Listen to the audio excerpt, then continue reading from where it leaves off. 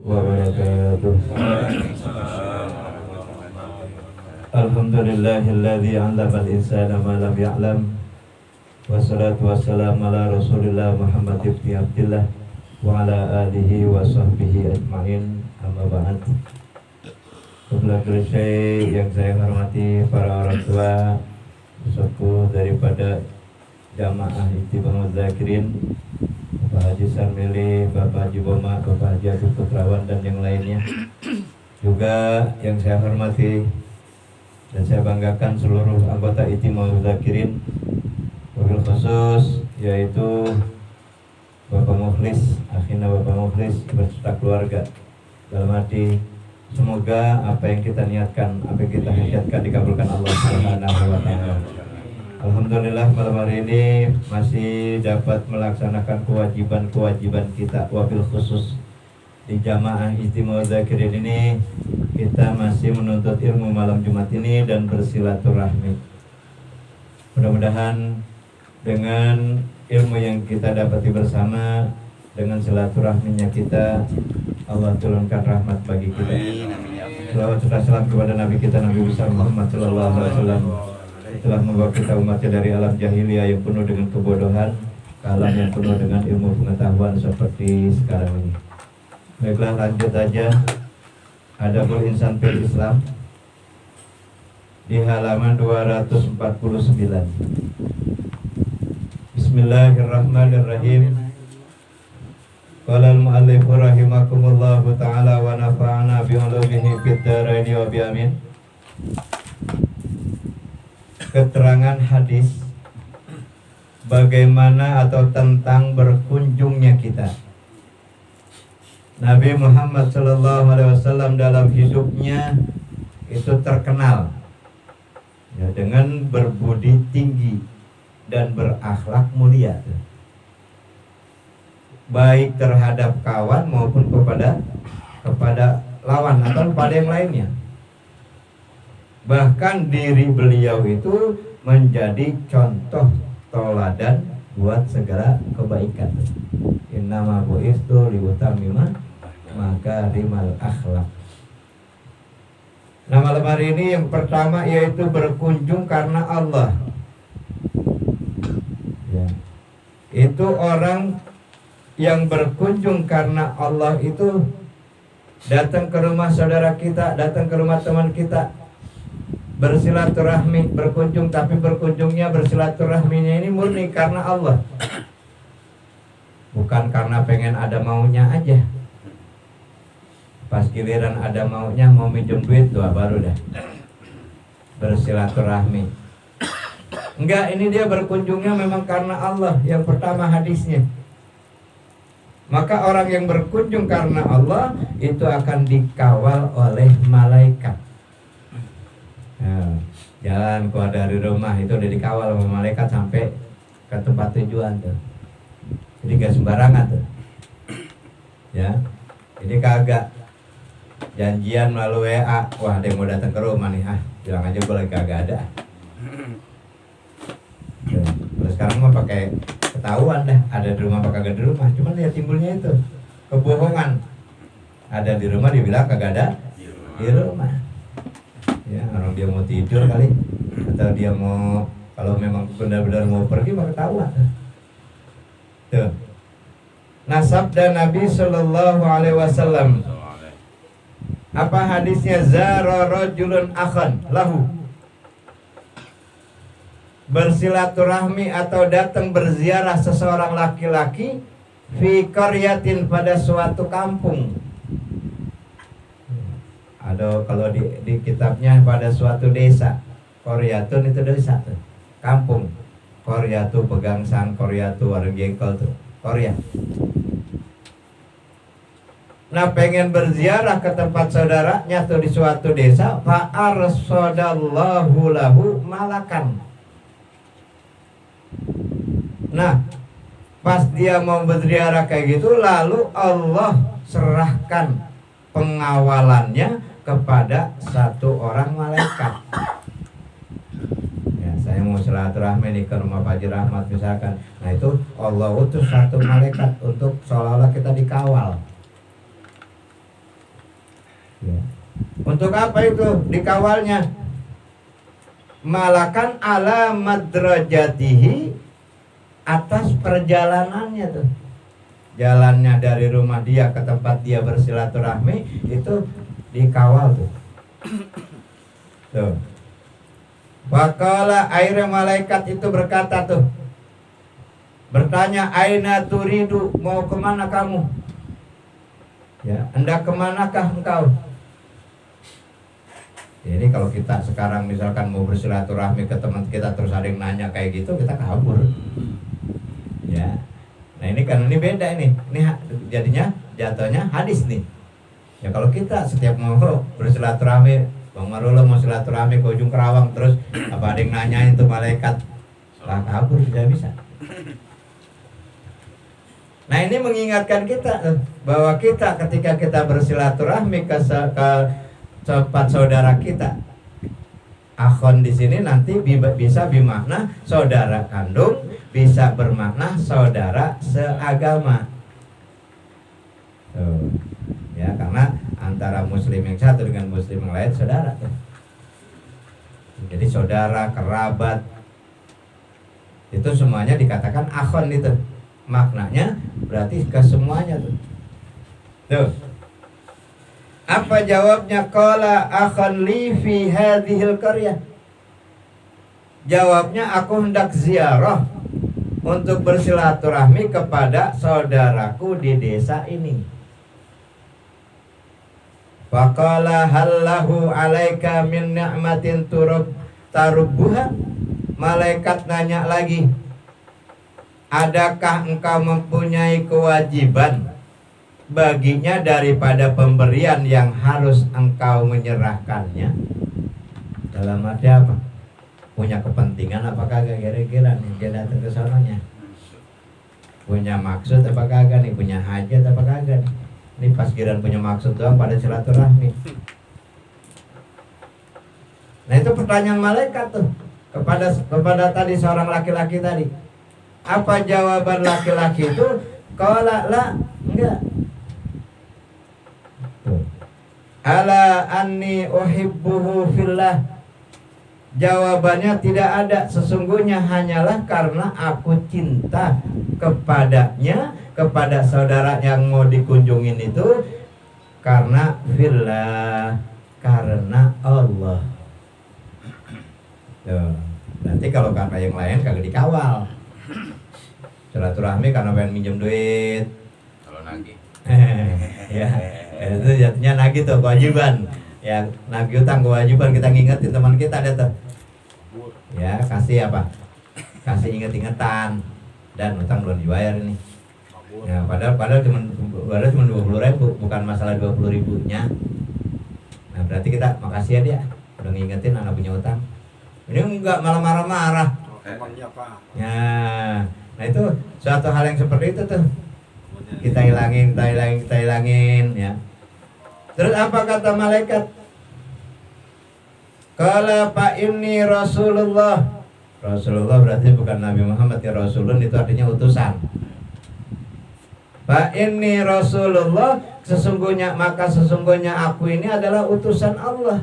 Malaikat ngomong bahwa dia itu utusan dari Allah.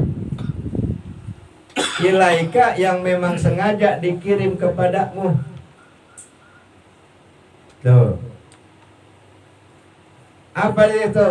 Untuk menyampaikan innallaha ahabbaka kama ahbabtahu. Malaikat menyampaikan kepada seorang laki-laki tadi, sesungguhnya Allah cinta kepadamu sebagaimana engkau cinta kepadanya. Kalau berkunjungnya ziarahnya itu ya karena Allah. Nah kalau ke mantan karena Allah. Nah, Bang Hamdan nanya bagaimana kalau ke mantan karena Allah? Ya, itu ke mantan karena Allah udah pasti ada jeleknya. Ngeri. Ya, pengen CLBK sebenarnya. Ngeri. Itu jujur harus dikawal sama Bang Marul atau gitu. Iya. Selempang. Tahu selempang? Iya. Ngeri. Ditakutkan itu. Ya. Tuh. Bahkan ada satu keluarga suami istri. Ada suami istri. Ini suami tiap hari ada aja tamunya. Sampai istrinya bosen. Dikit-dikit bikin kopi, dikit-dikit bikin kopi. Ya. Ya. Sampai istrinya bosen. Tuh akhirnya tuh datanglah tuh ke Rasulullah. Ya, ini suami saya banyak banget ini apanya? Tamunya. Saya sampai kelelahan, capek tuh ngurusin itu tamu. Nah, suatu hari Rasulullah lah yang bertamu ke rumahnya tuh. Datang Rasulullah ke rumahnya. Pas nyampe datang ke rumahnya, bersilaturahmi. Nah, dia pesan sama suaminya, nanti kalau saya pulang, istri kamu suruh lihat saya jalan pulang lewat pintu. Jadi ketika Nabi pulang lewatin pintu, suruh liatin istrinya. Tuh. Apa yang terjadi? Ketika Rasulullah pamitan izin pulang, akhirnya dia jalan ke arah pintu, disuruh liatin tuh bininya ngeliat. Ternyata yang di belakang Rasulullah tuh kayak hewan-hewan melata, kalajengking, semuanya ngikut keluar. Dalam arti apa? Ketika tamu datang kepada kita, terus tamu itu pulang, maka tamu itu membawa bala yang ada di rumah kita supaya keluar. Jadi gak sembarangan kalau bersilaturahmi. Ya selain udah ketahuan dah yang nama silaturahmi apa? Panjang umur, murah rezeki. Nah ada lagi kayak gitu tuh. Jadi segala bala, segala penyakit-penyakit yang ada memang di rumah kita, ketika datangan tamu itu ngikut sama tamu yang keluar. Bukan berarti nempel, bukan. Siapin kopi Pak Haji. Ya. Jadi sama-sama tuh tamunya keluar, bala, musibah yang ada di rumah itu semuanya ngikut keluar. Nah dari situ istrinya mulai paham. Sampai kayak gitu. Bahkan dikatakan oleh Rasulullah, sesungguhnya aku sangat mencintai orang-orang yang suka bersilaturahmi itu. Bahkan dalam sebuah hadis yang lainnya dikatakan idza zara akhahul muslim, apabila dia berziarah kepada saudaranya yang muslim, maka apa? Dia diintilinnya sama sab'una alfa malakin, sampai 70.000 malak tuh. Malakun itu malakun saking banyaknya malaikat, malaknya jadinya malaikatun. Malaikat tadi itu enggak diem. Ngelihat kita bersilaturahmi, dia enggak diem. Bahkan para malaikat yang tadi ngelihat kita, yang tadi ngikutin kita bersilaturahmi atau zaro atau berziarah ke saudara kita yang muslim, yaquluna, mereka berkata, Allahumma kama wasolahu fika fasilhu. Ya Allah, sebagaimana dia telah menyambungkan tuh silaturahmi, maka fasilhu, sambungkanlah, jangan diputusin lagi, eratkanlah, diturunin datu rahmat dari Allah Subhanahu wa Ta'ala. Itu tuh di hadis yang lain sampai seperti itu tuh. Bahkan hadis yang lain dikatakan akan dibangunkan rumah nanti hadha fi riyadil jannah. Ya. Punya rumah sendiri. Banyak hadis-hadis yang tentang berziarah tuh. Wabil khusus tuh ziarahnya kepada saudara-saudara kita yang muslim. Tuh. Nah dari hadis ini udah jelas perkataan saudara dalam hadis tadi yang dikatakan itu digunakan buat saudara betul yang pertama yang kandung, bukan saudara beneran dah. Baru yang keduanya saudara seagama. Tuh, cuman kalau kata orang Betawi kalau main silaturahmi jangan apa? Kosong. Jangan kosong, rada miring dikit. Ya. Ya rada miring dikit. Mau bawa apaan kayak miringnya, mau ke kanan kayak mau ke kiri, asal jangan apa manggul. Kalau manggul terus repot juga tuh. Nah itu sampai seperti itu. Nah saudara yang dekat dulu dah, paling kagak sama saudara-saudara kandung kita, yang saudara-saudara apa tuh kalau saudara-saudara kandung ya gitu, kerabat-kerabat dekat, cing kita, mamang kita, uak kita, tuh. Gimana ada etikanya kalau Betawi? Ya kalau keponakan ya datengin ke mamangnya. Jangan mamang main ke keponakan, abang-abang keponakan kaya, mamang malah main ke rumah keponakan. Dia kagak mau datang ke rumah mamangnya, salah. Tuh. Nah oleh sebab itu orang itu tujuan ziarah kepada saudaranya itu hanya karena Allah Subhanahu wa ta'ala. Jadi berkunjung kepada saudara dengan karena Allah itu akan menambahkan menambahkan kasih sayang dan cintanya. Makin kuat tuh. Maka kadang-kadang saking sering mau kumpulnya diadain apa dah? Reuni. Arisan. Itu apa, saking susahnya pada ngumpul, akhirnya dibikin lah tuh. Nah itu diniatinnya bukan karena pengen dapet atau pengen bayar arisan, bukan. Tuh. Maka berkata Imam Al-Ghazali, berkunjung kepada saudara dengan karena Allah itu satu daripada permata ibadah kepada Allah.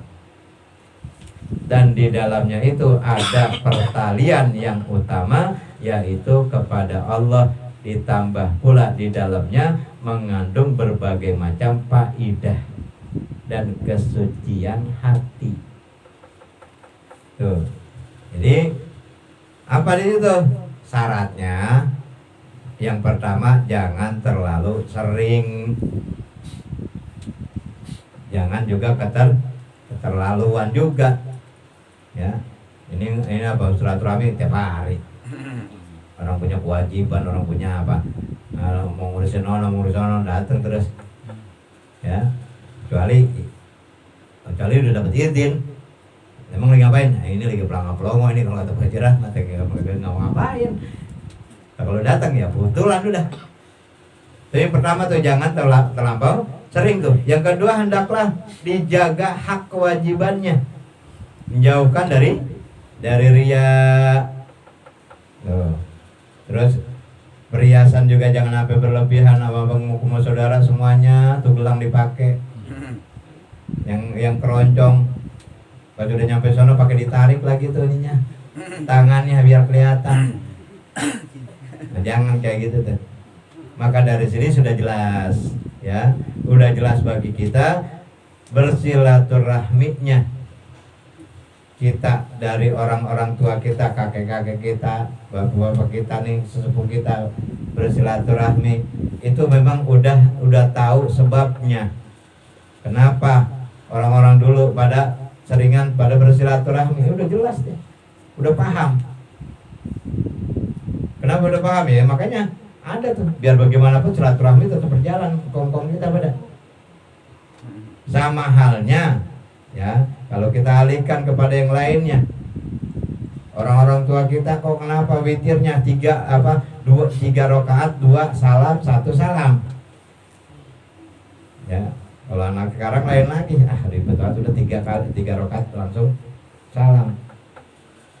Kalau sama kakek kita disalahin, kita belajar, kita ngeliat tuh di usul fikih, iya bener ya engkong kita ya. Man kana aksaro fi'lan kana aksaro fadlan. Man kana aksaro fi'lan, barang siapa yang banyak melakukan suatu pekerjaan, maka banyak juga suatu keutamaan atau kemuliaan. Nah, dia sholat witirnya 3 rakaat langsung 1 salam. Nah, sedangkan kita di sini 2 rakaat salam, terus 1 rakaat salam. Dari takbirnya aja udah kalah. Kita takbiratul ihramnya 2 kali, dia sekali. Allahu Akbar, ya udah langsung buat 3. Kalau kita enggak, habis assalamualaikum warahmatullahi wabarakatuh, assalamualaikum warahmatullahi. Dia salamnya cuma 2, kita sampai 4. tahiyatnya dia satu, kita dua. Berarti pekerjaan kita banyak tuh. Nah, maka di dalam usul fikih dikatakan man aksaro fi'lan, barang siapa yang banyak pekerjaannya, akana aksaro fadlan, maka akan banyak keutamaannya. Itu salah satunya. Itu kenapa orang-orang tua kita dulu-dulu itu witirnya nggak mau langsung 3. Karena kalau dalil orang-orang yang itu biasanya apa? Biasanya kalau sholat sunnah malam 2 rakaat salam, 2 rakaat salam, kan gitu. Nah, ini 2 rakaat salam, satu salam.